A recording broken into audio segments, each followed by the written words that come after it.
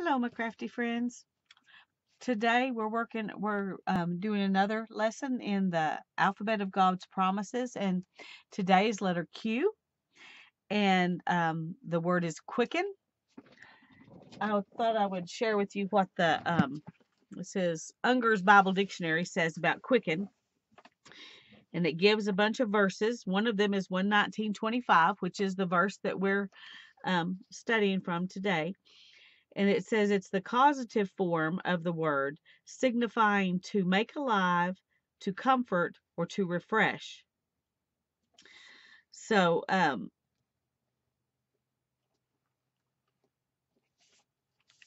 so he's making something, someone is making something happen. Um, Another thing that they talked about here was that when Jesus told the ones with leprosy to go show themselves to the priest, it says, when the priest examined the one with leprosy, it was commanded that if he saw quick, raw flesh in the rising, then he was to pronounce him unclean. The meaning evidently was that the flesh showed life. If the skin was growing and forming anew. Um, so, and there's also Acts 10:42 that says he is the judge of the quick and the dead. So quick means alive. And in this verse, in the King James Version, they use the word quicken. It's not used in the NIV or the New English Standard Version or the New American Standard or the Amplified, which were the versions I had around me. So, but in the King James, it says, Psalm 119:25 says, "My soul cleaveth unto the dust. Quicken thou me according to thy word." Now, in the New International Version, where it uses quicken in the King James Version, it uses preserve, which is not exactly the same thing. Quicken almost means to give me new life. Preserve means to save what I've got. So I'm not sure that that's as good, a really good substitute. In the New American Standard Version says revive, where it says quicken. It says revive me according to your word. But I'm going to go ahead and read the New International Version, and the reason is because in the King James Version, if you read verses 25 through 40, it uses the word quicken 3 different times. And in the New International Version, those same 3 times are used the word preserve. And so I want to read that whole set of verses because I think they all kind of give a good picture of what's going on here. I am laid low in the dust. Preserve my life according to your word. I recounted my ways, and you answered me. Teach me your decrees. Let me understand the teaching of your precepts. Then I will meditate on your wonders. My soul is weary with sorrow. Strengthen me according to your word. Keep me from deceitful ways. Be gracious to me through your law. I have chosen the way of truth. I have set my heart on your laws. I hold fast to your statutes, O Lord. Do not let me be put to shame. I run in the path of your commands, for you have set my heart free. Teach me, O Lord, to follow your decrees, and then I will keep them to the end. Give me understanding, and I will keep your law, and obey it with all my heart. Direct me in the path of your commands, for there I find delight. Turn my heart toward your statutes, and not toward selfish gain. Turn my eyes away from worthless things. Preserve my life according to your word. Fulfill your promise to your servant, so that you may be feared. Take away the disgrace I dread, for your laws are good. How I long for your precepts. Preserve my life in your righteousness. So basically, he's saying, Lord, put your word inside me because that's what gives me life. And that's what gives me life when, let me have it all in my head so I can meditate on it. I can know it and that I can obey it and live in it and live the way that you want me to. So that, um, so, you know, it's all about giving a new life, but new life through God's word. And he's wanting to know the truth, and he knows the truth comes from God. So he's asking for new life in God's word. And I think that's what we need to keep in mind when we're studying this. I wrote the verse. Oh, I didn't write Psalms 119:25. I need to do that here.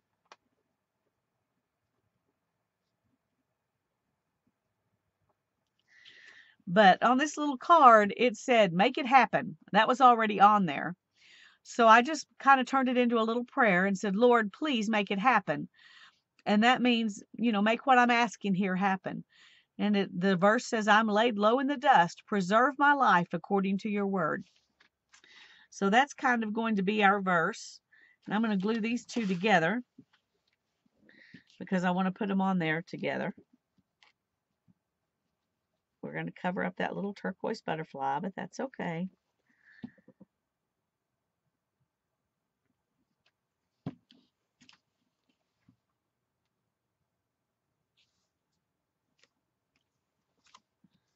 Okay, we're going to put those together because we're going to put them on the page. What I did to make my background, let me zoom in a little bit more since we don't have that big old Bible to look at. I use gelatos. I use the Faber-Castell. Well, it doesn't say what color it is, but it's this kind of coral color. And then the iced rose. I used both of those on the background, and I kind of wet it down, and it still comes off a little bit. After I wet it down, I dried it real good, hoping that would minimize how much it comes off. And then somebody sent me this deli paper, pretty deli paper, and so I put it down on here, and that's my background. And I want to put this on one side or the other. I'm not sure which. It kind of covers up a lot of that. I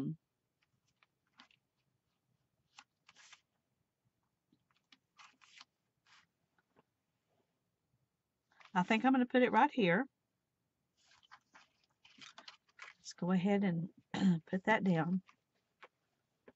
And then we'll move on to decorating the foreground.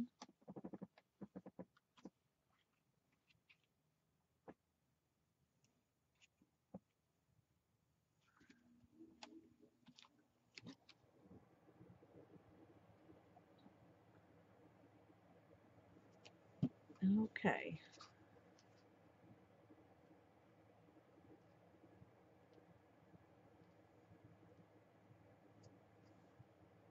I'm going to put this right there.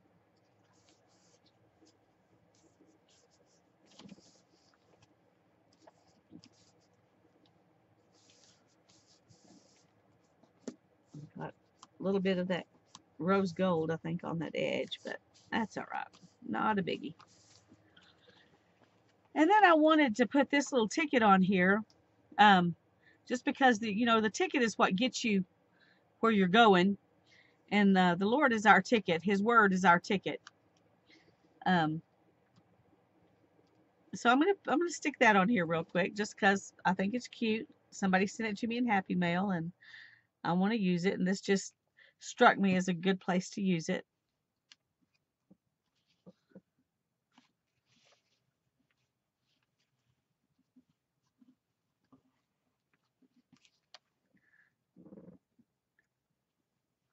And I've also got this bunch of little flowers here that I thought I would just stack on top of each other. I'll probably put them right down here because that leaves more of that open, and then I'll put the leaves right up there like that. That looks good to me. Although I have some some other verses I wanted to think about putting on here. Psalms 18:32 says, "It is God who arms me with strength and makes my way perfect." I like that one. I also like that heart. I think I'm just going to go ahead and put the heart on here real quick on this side because I think it's cute.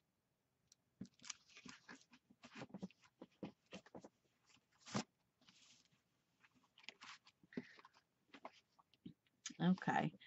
And I'm not sure which one of these I'm going to use. I'm going to look at several of them.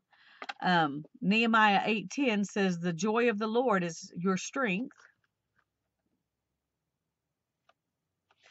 And Isaiah 41:10 says, "Fear not, for I am with you. Be not dismayed, for I am your God, and I will strengthen you." And then Psalm 143:10 says, "Teach me to do thy will, for you are my God. Your spirit is good. Lead me in the land of uprightness." That one goes too, because that's what he's wanting to know. He's saying, give me, teach me your precepts, teach me your statutes, teach me your word. So I like that one too. See what else I've got here that I was looking at. Isaiah 50. Woo, that one's kind of hard to read.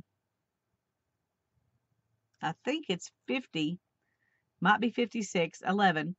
"The Lord shall guide thee," and I like that one.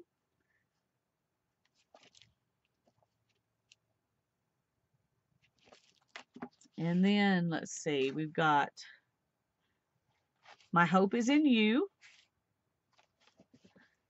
I think that's pretty appropriate too.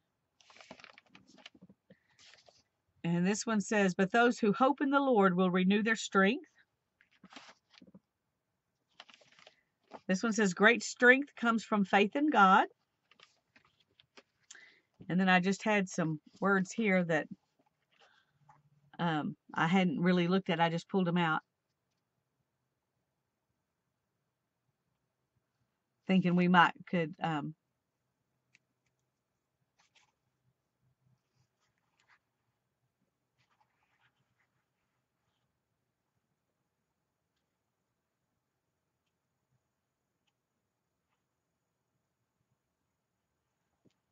okay. I don't see anything in those that jumps out at me, so we'll save them for another day.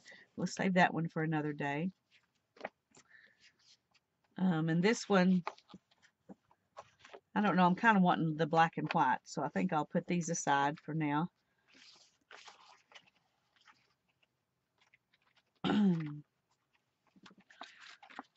And I think I'm going to use this one that says, "Teach me to do thy will, for you are my God. Your spirit is good. Lead me in the land of uprightness," because that really has it's a similar request. And we're going to put that right down here so it's really easy to see.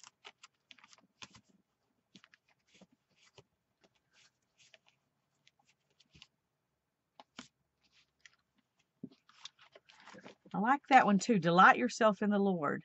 And if you study his word and try to live by his precepts, you'll do that. This one might be harder to see up here. I don't know. No, that looks pretty good. Wow. That shows up better than I thought. Good. Yay. Okay. And then now I'm going to put the flowers on. And then we'll put a border on it. And I think I'm going to call that good.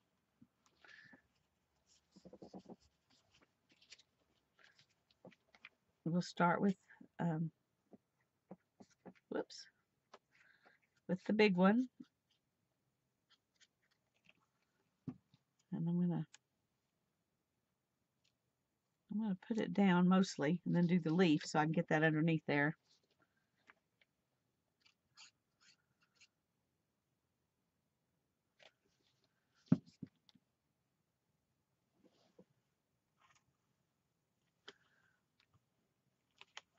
Okay, now we can put this down. So I had a card here.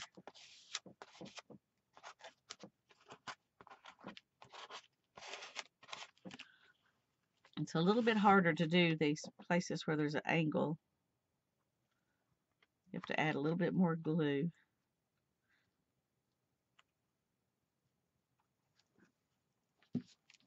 There we go. And then we'll put the green one on next. I love these. Oh, it's got,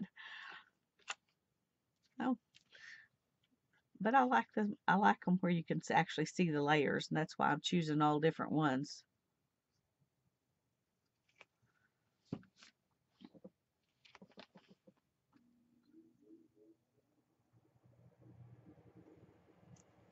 Okay.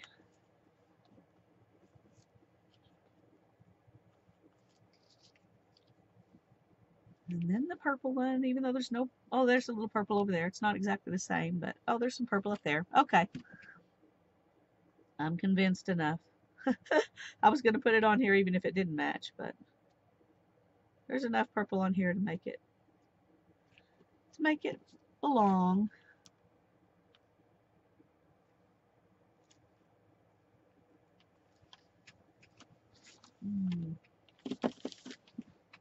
I had a white, but I lost it. So let me get another one real quick.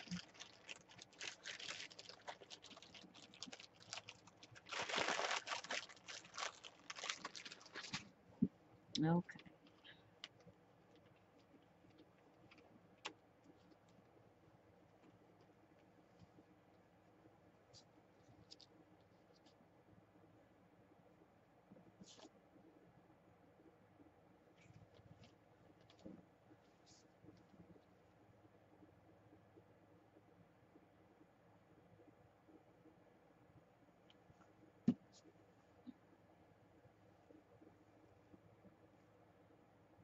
I guess if there's one that doesn't really match what's on the page, it's this yellow one. But it's bright and pretty and happy, and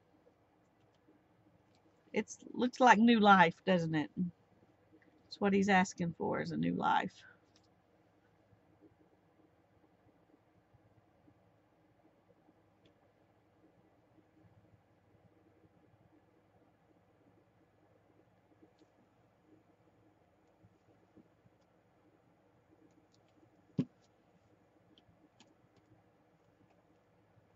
There we go.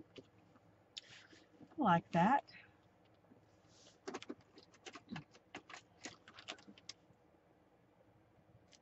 I think that one's really big enough to go around. Here we go. I just want to kind of go around kind of in a sketchy way.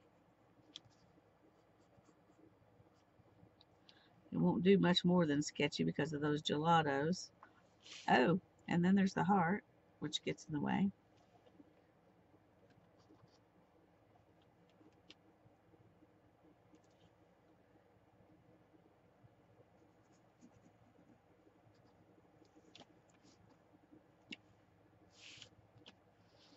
I like that. Okay, now we need a border. What kind of border do we want to put on?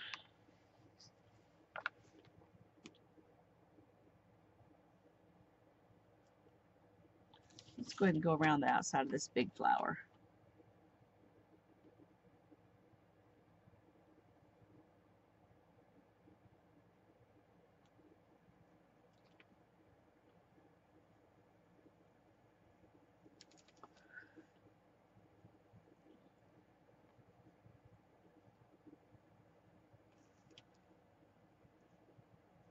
Ooh, I really am kind of messing that up. Oh, goodness gracious. We may have to go around it again and make it even more sketchier to make up for the mistakes I'm making here.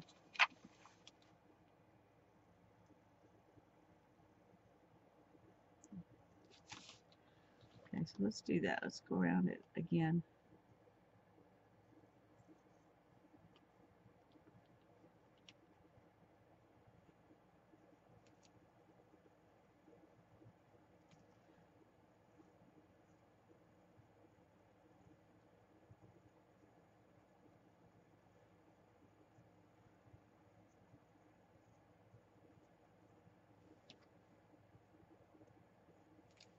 Okay.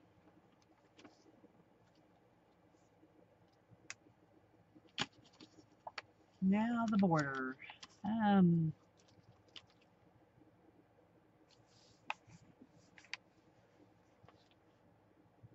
I brought this ink pad out thinking I would do a border with it. I don't know how good that's going to look, but let's try it and see.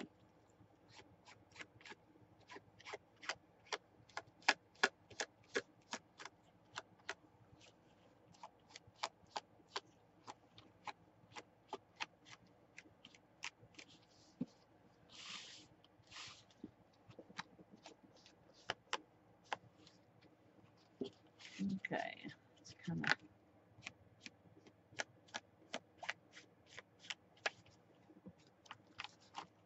alrighty.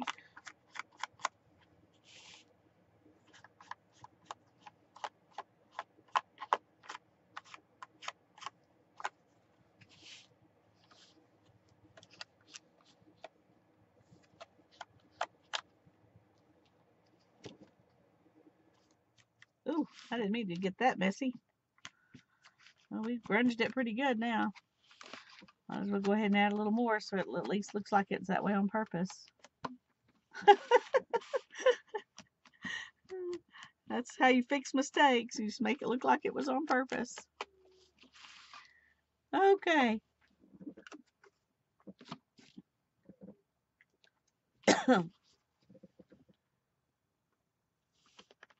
There you go.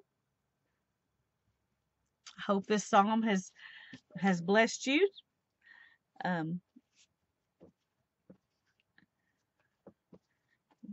Thank you for joining me, and God bless you. Bye-bye.